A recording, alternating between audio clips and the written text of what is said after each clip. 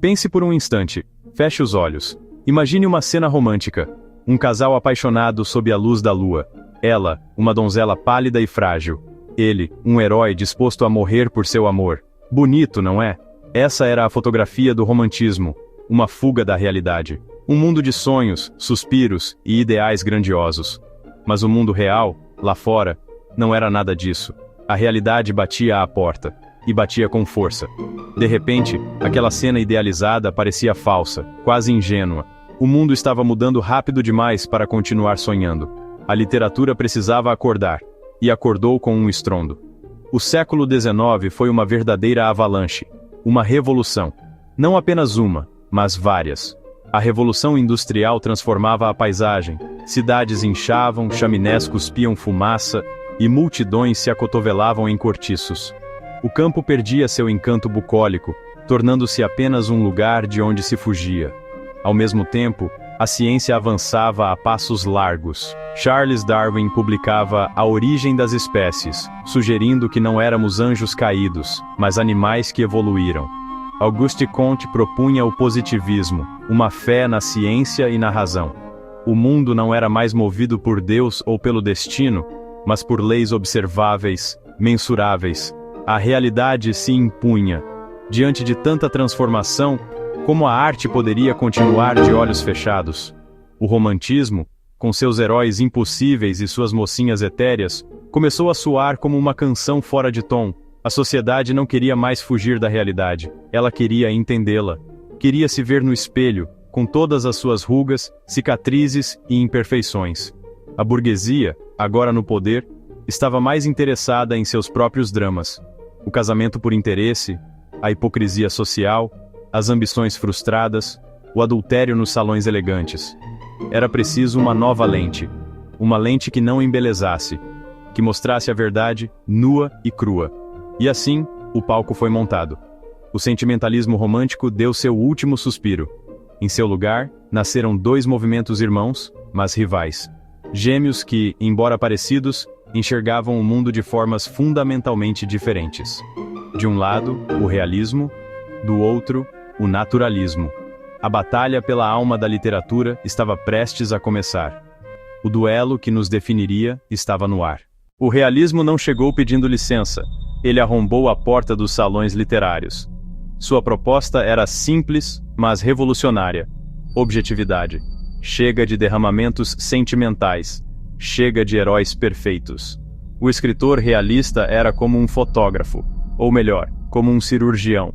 Com uma pena afiada como um bisturi, ele se propunha a dissecar a sociedade. O foco se deslocou do eu para o outro. Engrenagens que moviam as relações humanas. A literatura virou instrumento de crítica social. Um espelho para as mazelas da burguesia. Mestres da análise psicológica. Dúvidas, ambições, inveja, tédio. Não havia mais o bem contra o mal. Havia apenas pessoas. Pessoas complexas, cheias de falhas e virtudes. Pense em Machado de Assis, nosso bruxo do Cosme Velho. Em Dom Casmurro, ele não nos dá um herói ou um vilão. Bentinho, corroído pelo ciúme. Capitu, olhos de ressaca. Quem está certo? Quem está errado? Machado não responde. Ele apenas expõe a alma humana em toda a sua ambiguidade. Isso é realismo em sua forma mais pura. Na Europa, o movimento também florescia com força impressionante. Portugal, Eça de Queiroz, Ironia e o Primo Basílio. Crítica à hipocrisia burguesa e casamentos de fachada. França, Gustave Flaubert. Madame Bovary, retrato de uma mulher em busca de emoção nos romances. Ela acaba destruída por seus próprios sonhos. Esses escritores não julgavam. Eles observavam e revelavam verdades sob as aparências. O realismo foi um chamado à maturidade, um convite para olharmos para nós mesmos sem filtros. A linguagem se tornou mais direta, mais precisa. As descrições eram detalhadas, não para criar uma atmosfera de sonho, mas para dar ao leitor a sensação de estar ali, testemunhando a cena. O tempo da narrativa se tornou mais lento, psicológico, acompanhando o fluxo de consciência dos personagens. O romance realista não buscava entreter com aventuras fantásticas, ele buscava provocar, questionar, fazer o leitor refletir sobre a sua própria vida e a sociedade em que vivia.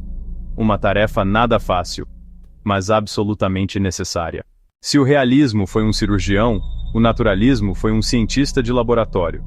E o ser humano era sua cobaia. O naturalismo pegou a objetividade do realismo e a levou ao extremo. A influência da ciência foi total. Os escritores naturalistas viam a literatura como um ramo da biologia e da sociologia. Para eles, o comportamento humano não era fruto do livre-arbítrio ou de complexidades psicológicas indecifráveis. Era, simplesmente, o resultado de três forças deterministas: a raça, a hereditariedade, o meio, o ambiente social e o momento, o contexto histórico. O homem não agia, ele reagia, era um produto.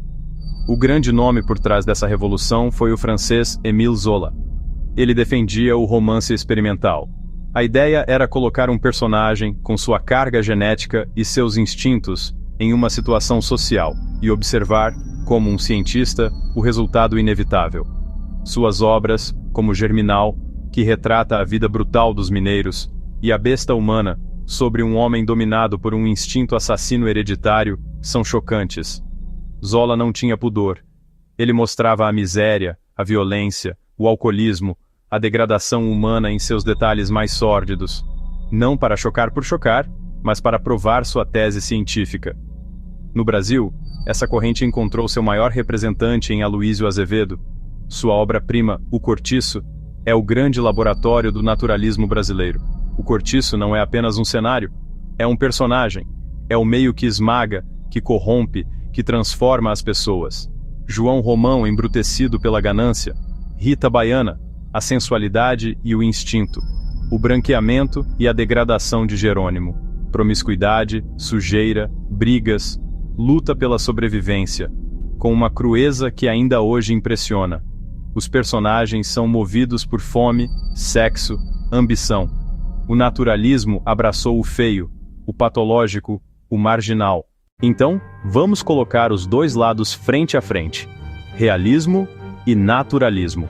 No mesmo ringue. Parecem semelhantes, não? Ambos rejeitam o idealismo romântico. Ambos buscam retratar a realidade. Mas as semelhanças param por aí. A primeira grande diferença está no foco. O realismo está interessado no indivíduo, em sua psicologia. É a análise do homem em sociedade. Pense na Capitu de Machado, um enigma psicológico. Suas ações nascem de sua personalidade, de suas vontades, de sua inteligência. O naturalismo, por outro lado, está interessado no coletivo. No patológico, analisa a sociedade como um organismo doente.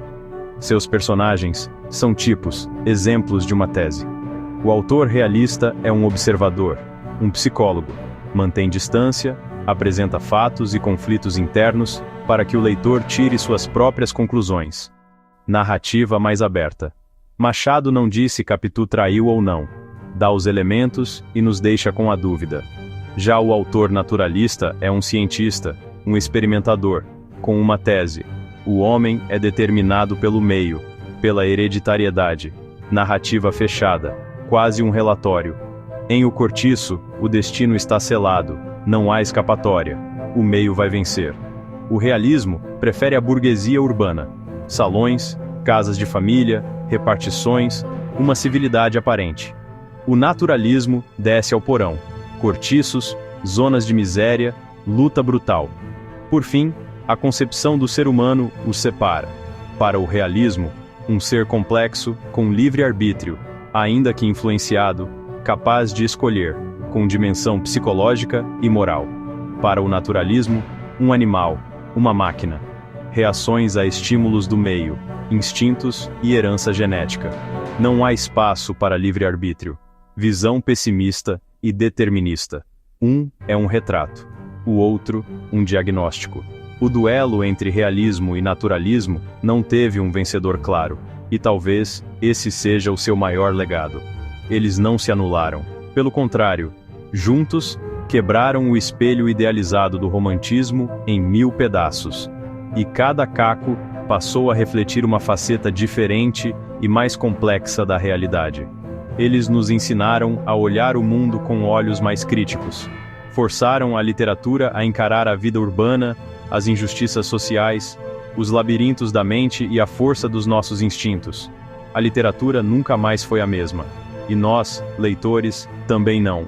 O legado reverbera até hoje, em 2025.